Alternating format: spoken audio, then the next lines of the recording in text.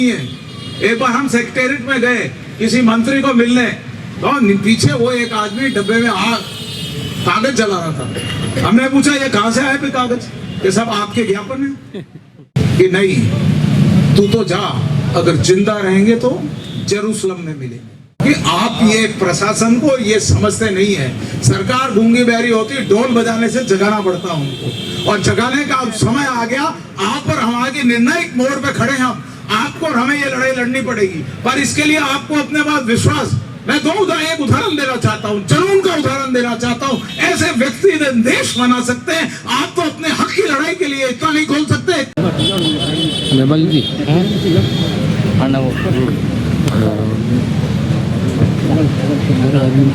सम्मानित मंच, दूर दराज से पधारे मेरे शत्रु बंदी, अपने हक की लड़ाई के लिए पधारे उपस्थित मातृशक्ति, ये लोकतंत्र व्यवस्था है, इसके लिए आपको संघर्ष करना पड़ेगा।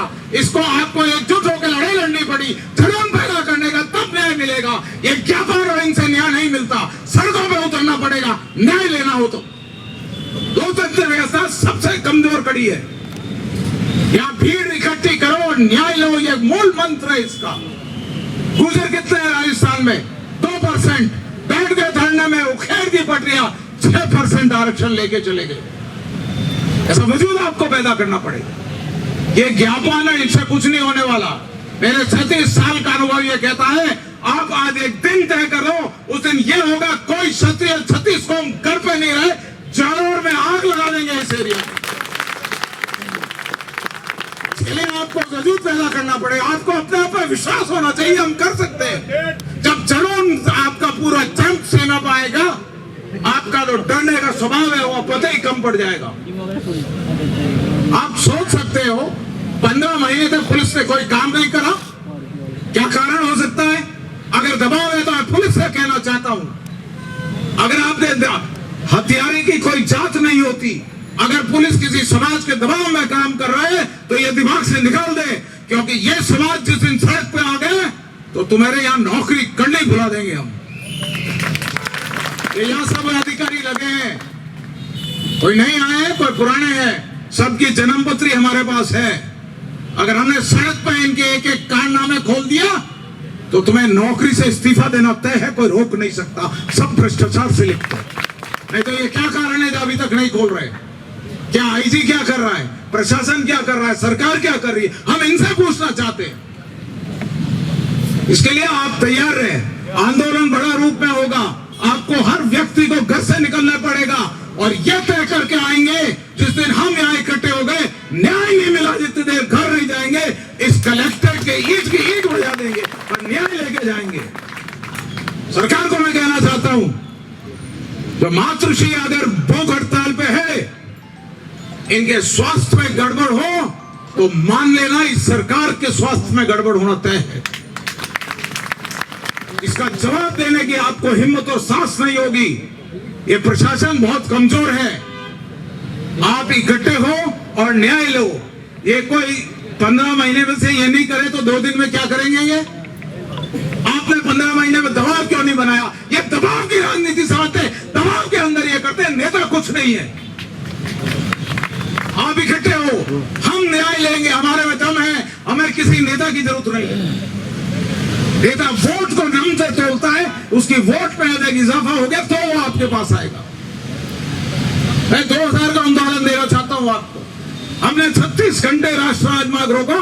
उस टाइम गुजर आंदोलन से पहले ये रिकॉर्ड था। बीनाकांत मंत्री, आपके जालोर से ये वो चौधरी मंत्री, बूटा सिंह मंत्री, हम किसी के पास नहीं गए।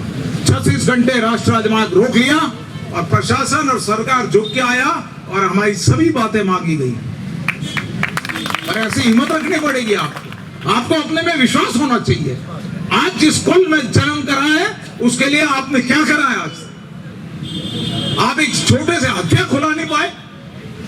मैं आपको कहता हूं, आपको डेट तय कर दे किस दिन आमरण अनशन में ये विराजमान है। आज आप दिन तय करके जाएंगे कि जालोर में आग कब लगेगी, ये तय करने आए हम। ज्ञापन देने नहीं आए, कलेक्टर से बात नहीं करना है, हम ये लड़ाई लड़ने आए। ये लड़ाई आरंपार की लड़ाई होगी। आप में ये दायित्व होना चाहिए, लड़ाई हमें लड़नी पड़ेगी। इनके तो 1 तारीख को तनख्वाह आती है, इसको किसी को दिक्कत नहीं है। दिक्कत आपको और हमारे है जब हमारे परिवार का बच्चा गया उसका जवाब मांग रहे हैं। हमारे साथ अन्याय हो रहा, आप यहाँ बैठे हो चुपचाप, ये कैसे संभव है? हम न्याय मांगने नहीं आए, हमारा हक मांगने आए, न्याय के खिलाफ बोलने आए। क्या नार्को टैक्स किसको बेवकूफ बनाती है पुलिस? क्यों पूछने की जरूरत है? अगर संदिग्ध है तो टेको अंदर। परंतु पुलिस पे दबाव है, मैं आपको इतने अनुभव से कह रहा हूं, ऊपर से पुलिस में दबाव है। पुलिस दबाव के कारण केस नहीं खोल रही है, पुलिस की दबाव है। पर प्रशासन से ये बात तय होनी चाहिए, किसी समाज का व्यक्ति हो जिसने ये ऐसा जघन अपराध करा है तो उसकी जांच नहीं होती, उस जांच के अगर दबाव में काम कर रहे तो ये गलत है। आप सब लोग यहाँ पधारे, आप निश्चित है कि निर्णय लेके जाए। आप 15 महीने से धरना दे रहा, निर्णय क्या हुआ? किस लिए नहीं हुआ? क्योंकि आप ये प्रशासन को ये समझते नहीं है। सरकार गूंगी बहरी होती, ढोल बजाने से जगाना पड़ता उनको, और जगाने का अब समय आ गया। आप और हम आगे निर्णायक मोड़ पे खड़े हैं, आपको और हमें ये लड़ाई लड़नी पड़ेगी। पर इसके लिए आपको अपने पास विश्वास, मैं एक उदाहरण देना चाहता हूँ, जुनून का उदाहरण देना चाहता हूँ। ऐसे व्यक्ति देश बना सकते हैं, आप तो अपने हक की लड़ाई के लिए इतना नहीं खोल सकते। दूसरे विश्व युद्ध में जब हिटलर ज्यूस समुदाय के लोगों को गैस के चेंबर में मार रहे थे, वहां से कोई एक जू दौड़ के भाग के जाता तो दूसरा उसका जाति भाई उसके पास जाके पूछता कि तेरे गोली लगी, मैं क्या मदद करूं? तो वो कहता है कि नहीं, तू तो जा, अगर जिंदा रहेंगे तो जेरूसलम में मिलेंगे। दूसरा विश्व युद्ध खत्म हुआ, जू समुदाय के लोग के तन में कपड़ा नहीं, जेब में पैसा नहीं, घाव से भरे हुए लोग सब जेरूसलम में इकट्ठे हो गए। इस तादाद में इकट्ठे हुए कि ब्रिटिश हुकूमत वहां से जब जाने लगी तो इजराइल देश की घोषणा करके गई। ये जुनून था उन लोगों में, मरने के लिए तैयार थे। और आपको तो एक केस खोलना है, इसमें क्या बड़ी बात है? लोकतंत्र इतनी कमजोर कड़ी, आइए हमारे साथ, घर पे निकल जाइए। आप कैसे न्याय नहीं मिलेगा आपको?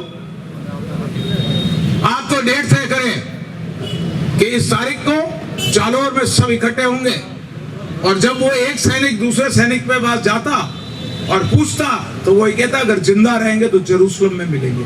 अगर आपने जिस दिन डेट तय करी कि उस दिन ये आंदोलन अब विरोध करेंगे और पूरे सबल और साधन से करेंगे, तो यह तय करना अगर आप जिंदा हैं तो जालोर में है, नहीं तो शमशान में है। क्या आपको तय करना है?